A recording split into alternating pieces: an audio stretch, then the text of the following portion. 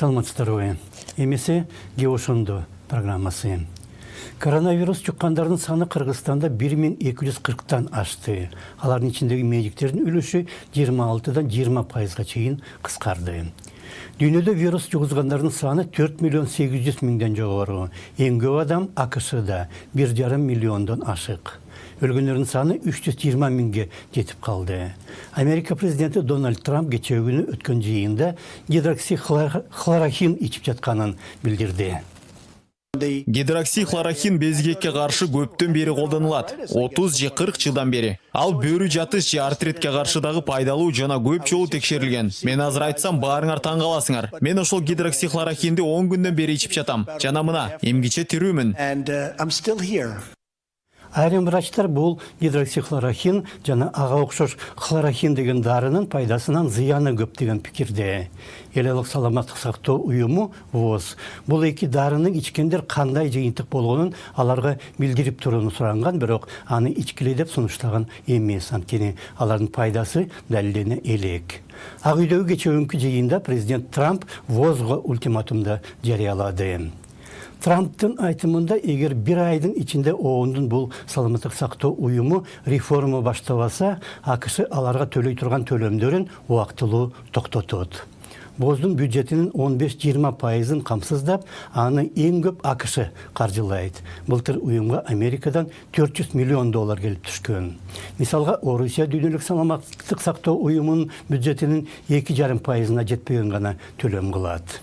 Мындан bir ай мурда апрелдин орто ченинде дагы Трамп ВОЗду катуу сынга алып, эгер бул уюм өз милдетин так аткарып, эпидемия башталары менен Ухань шаарына өз эксперттерин жибергенде жана Кытай жетекчилигин ачык иштегиле деп эскерткенде, эпидемия мынчалык кеңири болбойт эле. Анын ордуна ВОЗ Кытайдын бурмаланган маалыматтарын таратып, аны мактап да келген деген апрелде америкалык президент.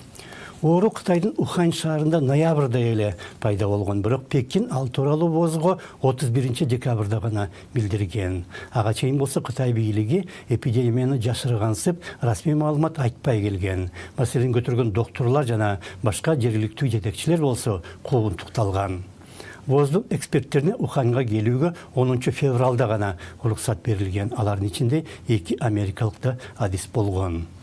Ухань шаарынын борбордук ооруканасында иштеген Ли Вэньлян деген врач социалдык тармактарда жаңы инфекция чыкты деп декабрда жазып чыккан. Аны жана анын постун тараткан дагы 7 врач дароо полицияга чакыртылып, негизсиз чуу баштап жатасыңар деп эскертилген. Дарылап жаткан оорулардан Ли өзү 11 январда вирус жугузуп алган жана 6 февралда каза болгон. Бийлик анын эмгегин баалаган эмес. Анткени менен Кытайдын авторитардык бийлиги эпидемияны Ухань шаары менен Хубэй провинциясынан сыртка чыгарган эмес. Анткени катуу чараларды көргөн.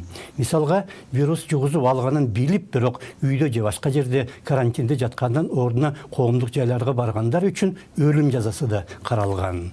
Алгач Кытай Уханьда 3,5 миң адам каза болду деп, bir айдан кийин ал санды өзгөртүп 4,5 миңден ашык адам жугузган деп билдирген.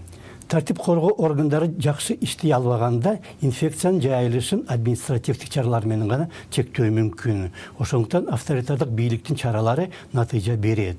Же саламаттык сактоо системасы Германияныкындай борбордоштурулган болууга тийиш. Америкалык ар башка штаттагы ооруканалардын бири-бири менен байланышы аз. Ошондуктан вирустан каза болгондордун саны өлкөдө 90 миңден ашты. Же өлкө калкы Швециядагыдай өтө эстүү болуп, тартипти эл өзү катуу сакташ керек. Же болбосо тартип коргоо органдары детективдей болуп иштеп, оорулар менен катташта болгондорду ылдам аныктоого тийиш. Мисалга, өткөн аптада Сеулда bir оорулуу жигит башкаларга вирусту жугузганда, шаар полициясы 2-3 күндүн ичинде аны менен жакындашкан адамдын баарын таап, 24 миң кишини тесттен өткөргөн. Кыргызстанда тиги да бул да жок. Ошондо саламатта калыңыздар.